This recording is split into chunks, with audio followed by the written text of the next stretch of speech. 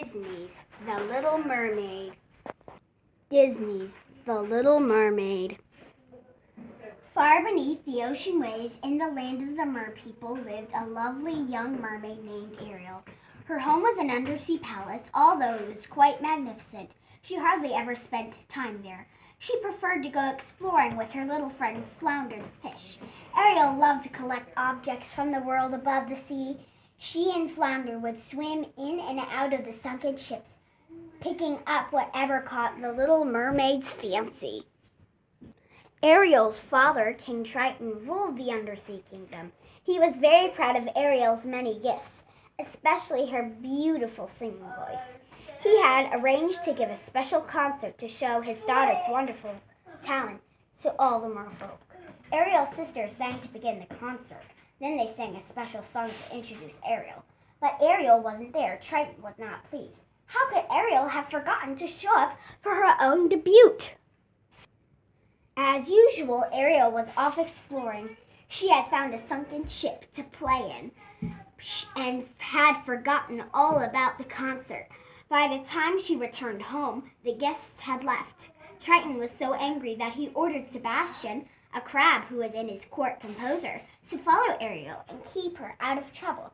Later that day, Ariel slipped away again, with Sebastian following close behind. She hadn't gone far when a huge shadow darkened the waters above. "It's a ship!" she gasped with delight. Ariel swam to the surface to get a closer look. There were humans on board. One of them was very handsome. Ariel heard the others call him Prince Eric. But as Ariel watched, a sudden storm took them all by surprise. To her horror, the ship began to sink. Most of the people on board were able to climb safely into a lifeboat, but the handsome young prince was hit by a falling spar and thrown into the churning water. Ariel knew that humans cannot live underwater. She had to leave the unconscious prince. There was no time to lose. She darted through the waves to the prince as her friend Scuttle watched anxiously. Using all her strength, Ariel dragged the young prince to shore. Scuttle was waiting for them. The silly bird put his ears close to Eric's boot. Sorry, Ariel, I can't make a heartbeat," said Scuttle. Ariel placed her head on the prince's chest. "Oh, he's breathing, Scuttle," she cried. She was so happy that she began to sing to the prince. At the sound of Ariel's lovely voice, Eric's eyelids began to flutter. "He's going to be all right," Ariel said gracefully. "Now, I'd better get back before Father finds out I've left." When the prince opened his eyes, all he saw was his faithful dog, Max, running up to him. Ariel returned home, but she couldn't forget the human prince. As she kept thinking about him, two evil eels named Flotsam and Jetsam watched her with cunning eyes. "Come with us," they coaxed sweetly. "We know someone who can help you."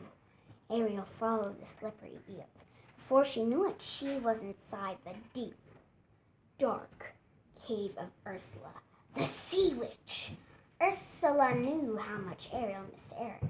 She told the young mermaid that she could help her visit him for a price. "I will make you human so you can visit your young man," Ursula said. "But you must get him to fall in love and kiss you before the sun sets on the third day. If you fail, you will return back into a mermaid and return to the sea as my slave." Then Ursula laughed wickedly. "Oh, and one other thing. You must leave your voice with me." Poor Ariel! She would have done anything to see the young prince again. So she signed the agreement. The evil witch locked Ariel's beautiful voice inside a magic seashell that she wore around her neck. Flounder and Sebastian watched in amazement as Ursula's magic powers changed Ariel into a human girl. Suddenly, Ariel could no longer live underwater. Luckily, her two friends rushed her up to the surface so that she could breathe. Ursula crackled with glee. She intended to make sure that Ariel did not get her kiss. Once Ariel was safe on the beach, Scuttle said, "There's something different about you, Ariel. I just can't put my foot on it." Ariel showed him her 2 legs. She wanted to tell Scuttle about what had happened to her, but since Ursula had taken her voice, Sebastian had to explain. When Ariel tried to stand, she found that the balancing on her new legs was harder than it looked. "You can do it," said Scuttle. "Just watch me." Sebastian shook his head in disbelief. "How am I going to tell the king about this?" he wondered. Meanwhile, Eric had not forgotten about the girl who had saved his life. Although he hadn't seen her, he had fallen in love with her wonderful voice. Eric would have given his entire kingdom to find her. Then, as he was walking with Max, he saw Ariel on the beach. "Have we met before?" Eric asked, his heart skipping a beat. But his hopes were soon dashed when he found Ariel could not speak. "She can't be the one," he thought. Still, the prince felt sorry for Ariel, so he brought her to the castle. His servants fed her and gave her pretty clothes to wear. The next day, the prince took Ariel for a coach ride through his kingdom. "She's so lovely," Eric said to himself. "If only she were the girl I've been searching for." The next day, the prince took Ariel for a boat ride. "This isn't much time," thought Ariel. "If he doesn't kiss me soon, I will become Ursula's slave." Although Ariel didn't know, the prince was falling in love and was just about to kiss her, but Flotsam and Jetsam had been watching them. They tipped over the boat and sent the young couple tumbling into the water before Ariel could get her kiss.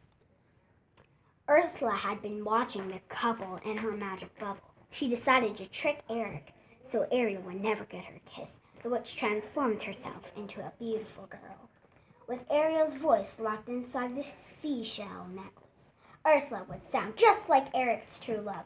The following day, as Ursula walked along the beach, the sound of Ariel's beautiful voice filled the air. Eric could hardly believe his ears. The girl who had saved his life finally came back to him. Quickly, the sea witch put a spell on Eric, and he decided to marry her right away. Ursula's nasty trick had worked. She had Eric were to be married on his ship that very day. In her cabin, Ursula laughed as she looked at her true reflection in the mirror. Luckily, Scuttle saw Ursula's real reflection too. Scuttle and Flounder rushed off to find Ariel and tell her about the sea witch's latest trick. "Don't worry, Ariel, we'll help you," said Scuttle, as Flounder pulled out to the ship. Then Scuttle flew to the ship.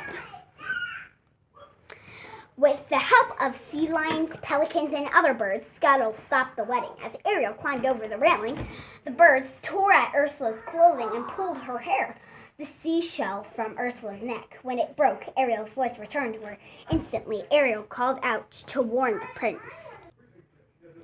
Then Eric knew he had been tricked, but time had run out. The sun had started to set, and Ariel was already turning back into a mermaid. "You belong to me now," gloated Ursula, who had turned back into her mean, ugly self. She grabbed Ariel and slithered into the sea, but Eric was not about to let Ariel slip away this time. Grabbing a harpoon, he dived into the sea and hurled at the sea witch. That made Ursula angrier than ever. She transformed herself into a huge monster and tried to crush poor Ariel and the prince with her black tentacles. Ariel clutched the little mermaid to him, trying to protect her from the witch's fury. Eric knew he had to do something, and fast. Climbing aboard a ship at Ursula's angry threshing had raised from the bottom of the sea, he grabbed the wheel and aimed at the ship at Ursula's and sailed full speed ahead.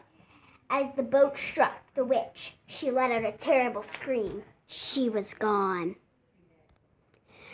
Everyone was glad the sea witch was gone, but Ariel was still unhappy. Even Triton could see that his daughter was truly in love. So using his magic powers, he granted Ariel the dearest wish. He made her human again. Triton watched as Eric and Ariel walked back to the castle. "I'm going to miss her," King Triton said to Sebastian, "but I know they'll be happy." Soon after that, Eric and Ariel were married in a splendid shipboard wedding, with all the merpeople looking on, and just as King Triton had presided. They lived happily ever after. Thank you for reading The Little Mermaid. If you liked this video, give us a thumbs up. If you didn't, that's okay. If you really, really liked it, please subscribe.